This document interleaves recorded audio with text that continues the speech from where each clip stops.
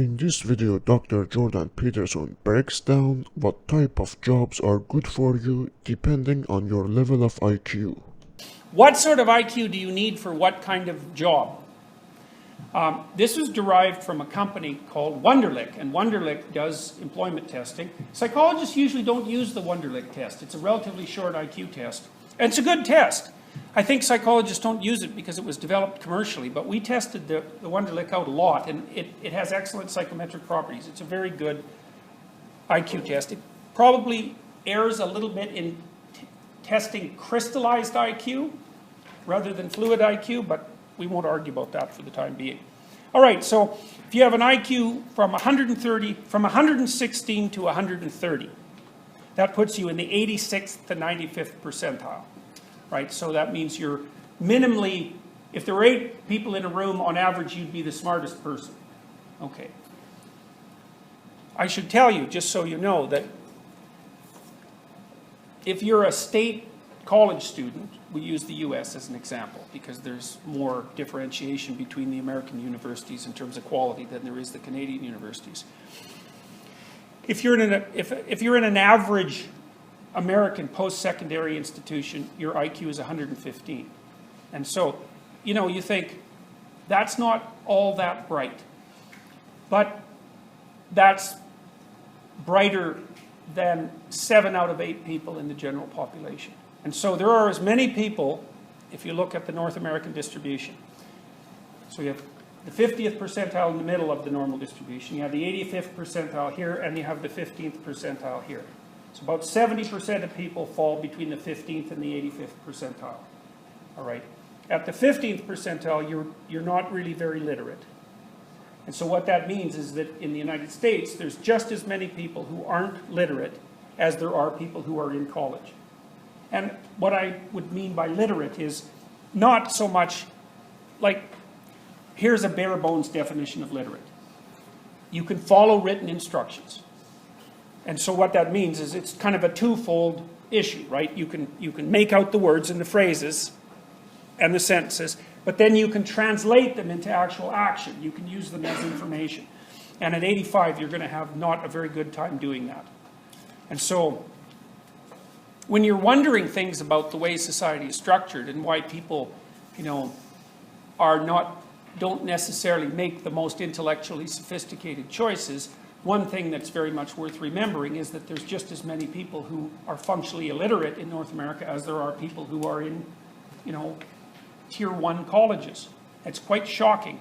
Anyways, okay, so you want to be an attorney, a research analyst, an editor, an advertising manager, a chemist, an engineer, an executive, a systems analyst, an auditor. So you're up in the professional levels there. You need an IQ of at least 116. And so 130 would be better. My suspicions are that the average IQ of people in this room is about 120 to 125. It might be a little higher than that. It's hard to measure IQ in the U of T population because a lot of people have English as a second language, and so that makes it harder to, you know, it's harder to measure crystallized intelligence, obviously, using an English language test. But we've found, when we've done our studies at the U of T, that the average exceeds 120. So, you know, so you guys have the cognitive power to basically pursue professional level careers. From 110 to 115, manager, supervisor, programmer, teacher, general manager, purchasing agent, registered nurse, sales account executive. These are actually empirically derived, by the way. So the Wonderlic company has tested a very large number of people. And so these are the actual averages of the professions that they are describing. It's not hypothetical. 103 to 108, so that's the 60 to the 70th percentile. Clerk, customer service rep, computer operator, medical debt collector, secretary, accounting clerk, general sales, telephone sales, assistant manager, credit clerk, drafter, designer, bookkeeper. There's a lot of white-collar, like low-level, entry-level, white-collar jobs in that particular category. So that would be the brighter people among the high school students who didn't go to college and university. IQ, this is dead average, 50th to the 55th percentile. Police officer, receptionist, cashier, general clerical staff, inside sales clerk, meter reader, printer, teller, data entry, electrical helper, dispatcher, and general office. So that's right at 100. 95 to 98, so that's the 42nd to the 45th percentile. Quality control checker, claims clerk, security guard, or unskilled labor. So look, the unskilled laborers are up at 95th to 98, right? So that's, you're still, at the unskilled labor level, you still have an IQ that's higher than 40% of the population. Arc welder, die setter, mechanic, medical dental assistant. IQ 87 to 93. Messenger, factory production worker, assembler, food service worker, nurse's aide, warehouseman, custodian, janitor, material handler, and packer. Okay, so now what you see happening, the difference, it looks to me like you can conceptualize jobs most simply with a 2x2 matrix. Okay, so there's managerial and administrative jobs and creative jobs. That's the first one. And then there's low complexity, high complexity.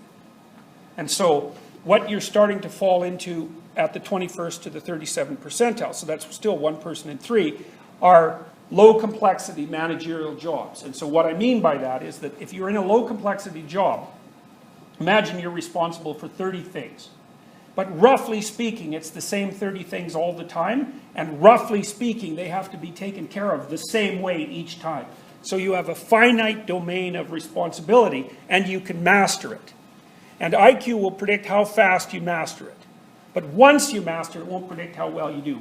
What happens then, in all likelihood, is that conscientiousness starts to predict, or maybe emotional stability starts to predict, or some of the other personality factors start to become more important.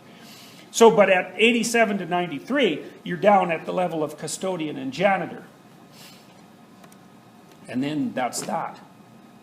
And that's not so good, because you have the bottom 15 to 20% of the population who